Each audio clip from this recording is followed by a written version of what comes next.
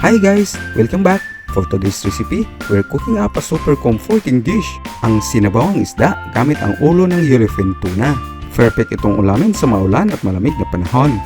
Simulan na natin sa pagluto ang ating recipe. Ito na yung isda natin, ulo ng yellowfin tuna. Binudburan ko lang ng konting asin to taste. Tapos hayaang mag-set ng 10 minutes bago natin lutuin para mas malasa ang laman ng isda. Kailangan natin ng 1.5 liter of water. Ilagay natin ang tanglad, hiniwang luya, sibuyas, at kamatis.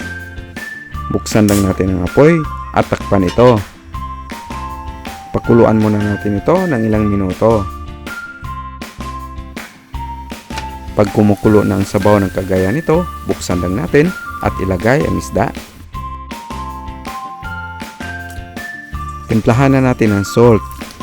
1.5 tablespoon ang nilagay ko sa 1.5 liter of water. Timplahan din natin ang MSG, yung tamang dami lang. Kung ayaw ninyo gumamit ng MSG, kayo na lang ang bahala sa pampalasang gusto ninyo. Takpan muna natin to at pakuluan ang isda ng 5 minuto. Buksan na natin para ilagay ang mga gulay tulad ng long green chili or siling haba, spring onion or dahon ng sibuyas, at ang Malabar spinach or alugbati in Tagalog. By the way, malapit na maluto ang ating recipe. Please subscribe sa ating channel at pakipindot na rin sa notification bell para lagi po silang updated sa aming mga bagong videos. Para sa kunting asim ng ating sinabawang isda, maglagay tayo ng kunting calamansi juice. Takpan natin ulit at pakuluan ng another 3 minutes para lang maluto ang mga gulay. After 3 minutes, luto na ang mga gulay, kaya binuksan ko na ito at tinikman.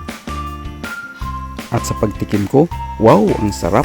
Para sa akin, nasa tamang timpla nito at malasa na ang sabaw. Luto na ito at pwede nang ihanda, kaya hanguin na natin. Ito na ang masarap nating sinabawang isda.